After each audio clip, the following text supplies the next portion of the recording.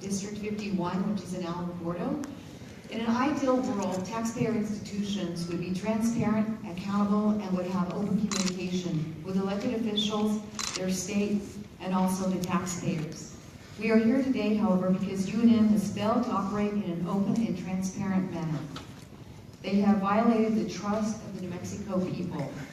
Last year, a congressional investigation found serious allegations and ethical violations in the collaboration between UNM Health Science Center and Southwestern Women's Options Late-Term Abortion Clinic. These violations were so severe and shocking, the congressional panel delivered not only one, but 2 criminal referrals to the New Mexico Attorney General, Hector Valderas. To our knowledge, UNM officials have taken no corrective action.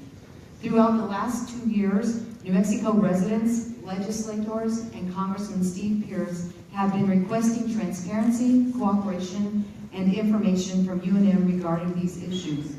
There is a host of not only highly questionable practices and ethical concerns, like, for instance, the use of a 7-month-old aborted infant's brains used in a summer camp for dissection.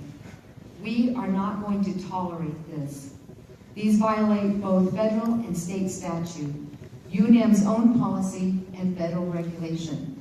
I stand today with my colleagues because we want to understand why it is necessary for UNM researchers to be ordering these types of practices. And remember, I said dissecting a 7-month-old baby's brains in a summer camp. We want to understand how UNM doctors can leave an infant born alive to die without care. And we want to understand how the taxpayer funding for UNM Health Science Center is being handled. We want to understand why women receiving abortions are lied to about the donation of the infant body and the parts of those bodies for research. We've been asking these questions repeatedly, and we stand here today because we still do not have the answers. I would like to introduce to you Congressman Steve Pearce, who has taken the lead on this issue in Washington, D.C., who stands with us, and who for the last year has been asking the same questions. Congressman Pearce. Thanks, Yvette. Appreciate each one of you who are here today, and you have characterized correctly. Now, the issue of the sale of body parts from Planned Parenthood and other abortion organizations was turned over to the Select Committee about 2 years ago. It was not known exactly what was transpiring, but they wanted to ask questions. Very soon, members of that committee began to come up and said, one of your universities in New Mexico keeps appearing in much of the dialogue that's occurring. And so we called the University of New Mexico. They came in, visited with me in my office in DC, not once but twice, where we said, please understand that this is quite a bit deeper than what anyone at the school thinks. Please don't take this lightly. Please cooperate with the select panel because they have the full range of authority of the Congress in front of them. The select committee would show me documents, the entire transcript, which was redacted out. Now, at the same time, the select committee would show me the document. All they were asking for is for UNM to provide the same one. They had the answer. They were just wanting to see if UNM would cooperate, and never did UNM do that. And so we said, please, this does not have to go this direction. It can be dealt with, but you must start being honest and straightforward about what's going on. Those inquiries all the way up to and advising the new Board of Regents after the governor had moved the medical school out from underneath the medical school boards of regents into the broader school. We notified that the head of the Board of Regents and said, this is going to be somewhat more serious than what anyone is thinking. Please do something. Don't let it get to the end result. Never did they bother to come to DC and meet. We offered to meet with them here. Never did they meet with us here. And so we are left wondering, why did you, at the University of New Mexico, allow this to go all the way to criminal referrals? Not one, but two. Two criminal referrals from a flagship university in the state. Again, it did not have to be this way. We could have begun to address the issues straightforwardly months before. Now then, we're calling on Hector Balderas to follow through. You have the issues in front of you. Now, just to make no mistake, this is not an issue of you're either for abortion or against it. This is about a violation of existing law of use of the tissue and the organs from the aborted babies.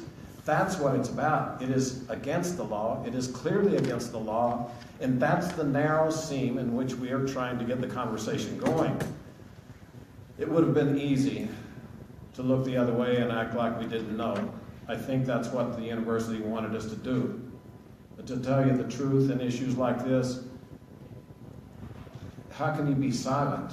How can you be silent when the mothers were not informed? They did not sign consent forms. They weren't even given the consent forms. The university said, well, we weren't even aware of it. And the abortion clinic said, we're not even aware that consent was required. How can moms make a choice with their children not knowing that the organs are going to be used for research?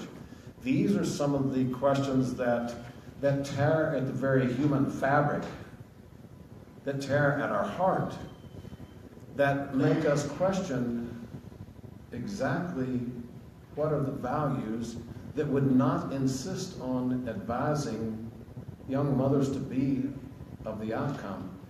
So we are here today with this brave and valiant group of state legislators. They are in the process of turning in legislation, HB 37, the Born Alive Infant Protection Act. Just as its name says, if an infant is born alive, we should take different actions than if it is aborted.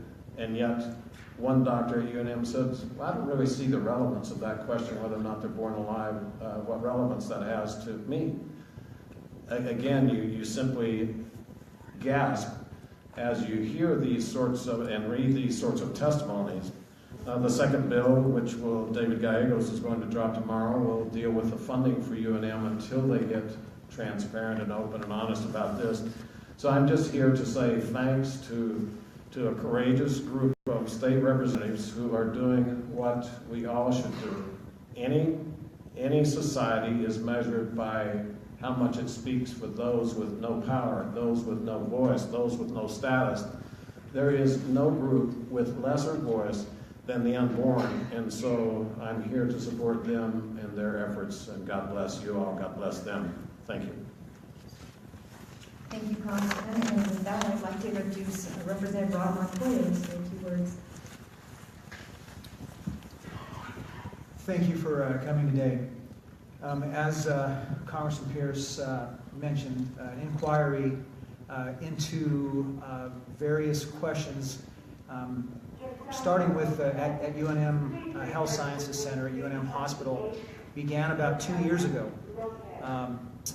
Elisa Martinez, who's with the New Mexico Alliance for Life, submitted several questions to me concerning the practices at UNM, both in their abortion practices and their procurement of fetal tissue remains for research.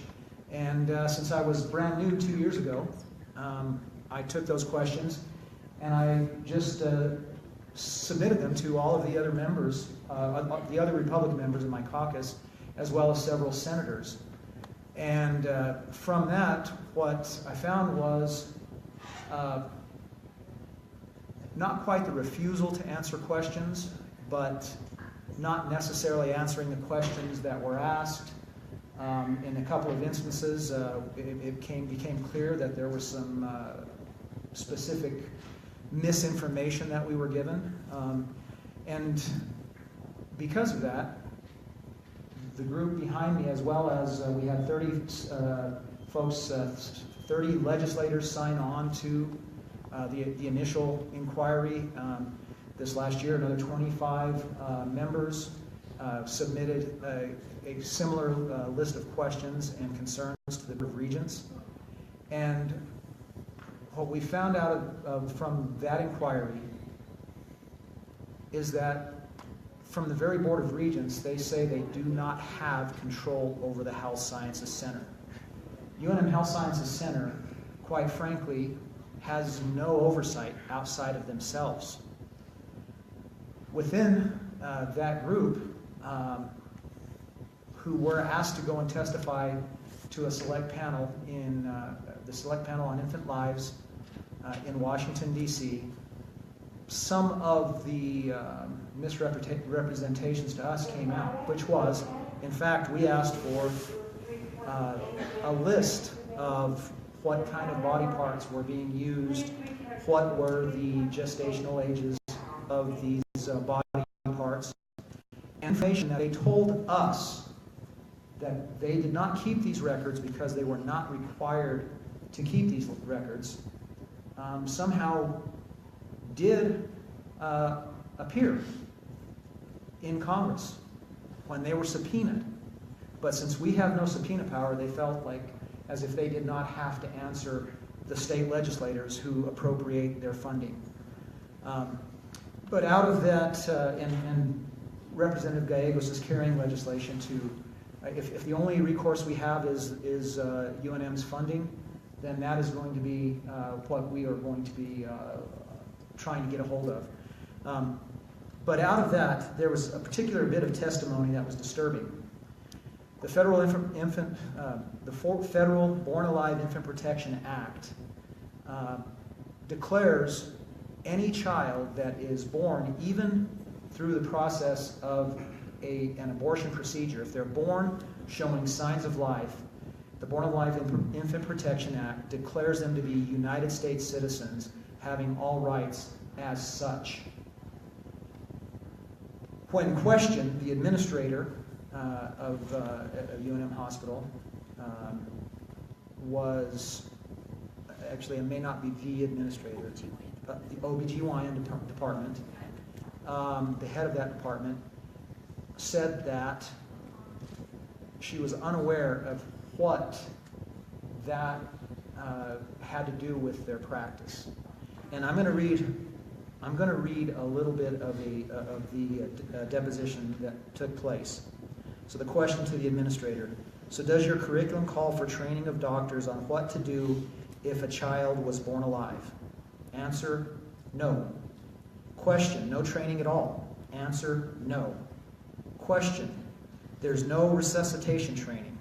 Answer: OBGYN doctors do not resuscitate neonates. Now, this testimony is particularly troubling since the signature of this particular administrator appears on UNM protocol and policy documents which state, quote, the intended abortus may be born with signs of life. And on a different document that her signature appears on, when an inducted abortion results in a live-born infant showing any signs of life, such as a heartbeat or voluntary movement, a birth certificate should be completed. This is very concerning because we have self-reporting is what's going on across the country, and in calendar year 2014, there were 500 self-reported without any requirements in any of these other states. 500 reports of born alive infants that fit this description. So that is why I'm carrying the Born Alive Infant Protection Act here in New Mexico, because as declared by Congress, these children are United States citizens. And as far as we're concerned, that they are citizens of the state of New Mexico and they deserve protection. So I proudly introduced that this year, and I'm hoping to get broad support on this legislation. Thank you. Thank you, Rob. And I'm not sure if I see Representative Dow, but Representative... She's here. Oh, I'm sorry. Representative Rebecca Dow. Sorry, you were... Hello, thank you so much for being here today. My name is Rebecca Dow. I'm a representative from Sierra County, Grant County, and Hidalgo County. This is my first session as an elected representative, and what was clear to me as I traveled across my district and met with constituents is that they want accountability and transparency in government. Not only with government, but those institutions and organizations that receive state funding. And it appears that there is an issue here. As a pro-life woman and as a pro-life mother, I was very honored and eager to sign on to the Infant Born Alive Protection Act. Thank you. Okay, thank you. And with that, I'd like to introduce Elisa Martinez, the Executive Director of New Mexico Alliance for Life. Hello. Thank you all for being here today. Again, I stand here with our New Mexico legislators and U.S. Congressman Pearce,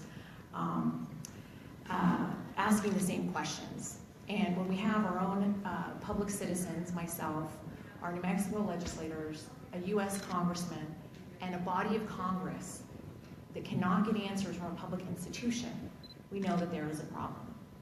In fact, there is a massive cover-up and scandal ongoing at the University of New Mexico. And it is regrettable that it has come to this. There is not only a host of highly questionable practices and ethical concerns, like the use of a 7-month-old aborted infant brains to dissect with summer camp students, but multiple violations of both federal and state statute, UNM's own policies, and federal regulations. Yet to date, UNM officials have taken no corrective action to restore public trust and compliance with the various laws and regulations that they have violated. Where is the accountability? It's time for UNM to come clean. Even the most basic public records of the state of New Mexico, UNM has withheld or redacted from a federal investigation, as noted in the Congressional Panel's interim report. And UNM officials still to date have not fully complied with those subpoenaed documents and our requests for information. Yet have resources to hire an international law firm based in London, England, in addition to their own staff of attorneys, all paid by taxpayer dollars. However, they cannot answer simple questions from the public or lawmakers. Not only have UNM Health Science Center's officials shown a total lack of respect for human life, but also a total lack of respect for the rule of law, as well as to the taxpayers who fund their salaries. Through NM Alliance for Life's investigations, we have had at least a dozen open records violations in asking for documents required by federal regulation, and we have been told no such documents exist more times than I can count. UNM is either violating federal regulations that they are required to maintain these documents, or federal state open records laws. It is to the point now where we have had to file a lawsuit in order to obtain some of these public records of the state of New Mexico. Additionally, UNM Health Science Center, in collaboration with Southwestern Women's Options Late-Term Abortion Clinic, has not provided a legal consent form to hundreds, if not thousands, of New Mexico women in order to donate their aborted infant body parts for research. Again, in failing to do so, they have taken advantage of countless women who may have had a decision to choose life, to choose otherwise. That is the case of Jessica Duran, who is also currently suing Southwestern Women's Options for a violation of her rights. I stand here as a woman and as a taxpayer of New Mexico demanding accountability,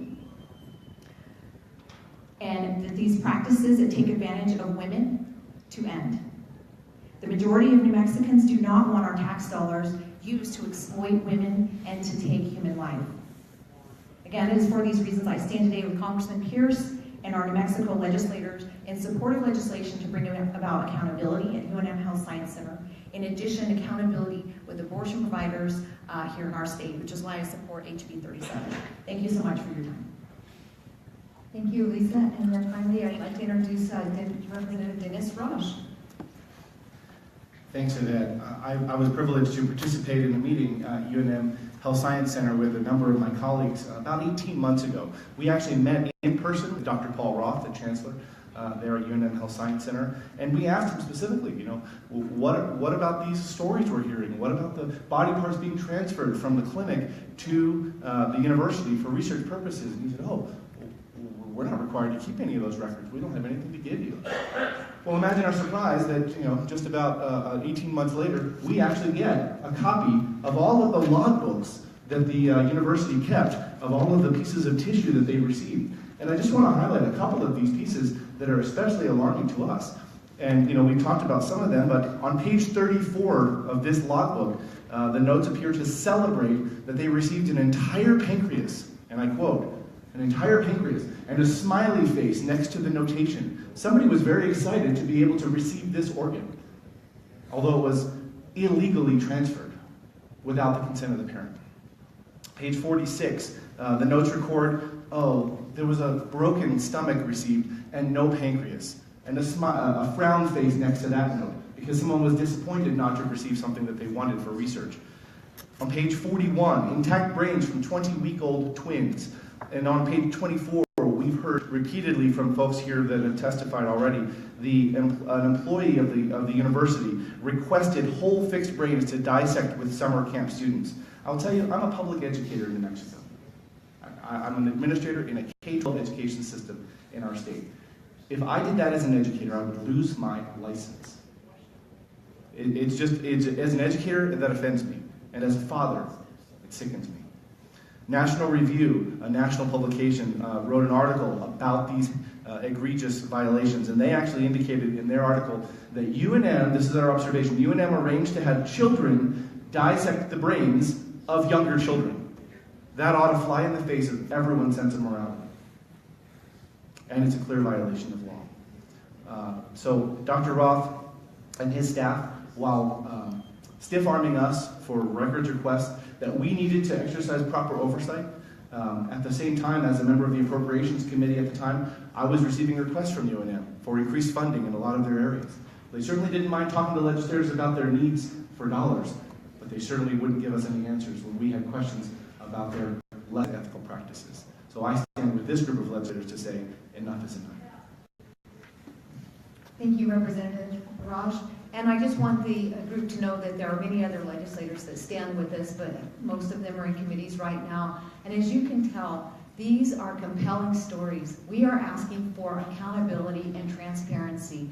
And we're doing it not only because we are upholding our values and the values of the state of New Mexico, but taxpayer dollars are used to fund University of New Mexico. We feel that they should come to the table with the information that we've been requesting repeatedly. And we think it's time that the public understands just how grotesque and wrong this is. And I too am a pro-life legislator, and I am a taxpayer, and I am proud to be here with Congressman Pearce, with Elisa, with our colleagues that support pro-life.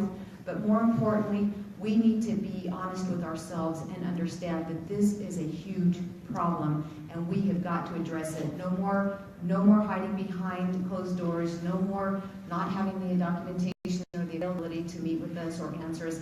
New Mexico deserves to know the answers to these questions, and I stand with Representative David Gallegos. If we can't get the answers, then I'm sorry, we might not be able to fund UNM either. Thank you so much for joining us today. We have a handout. Oh, and Representative is telling me that we have, Rod Montoya is telling me that we have a handout if anybody's interested in it with some of the information that was shared here today. Thank you very much. Good job, Paul.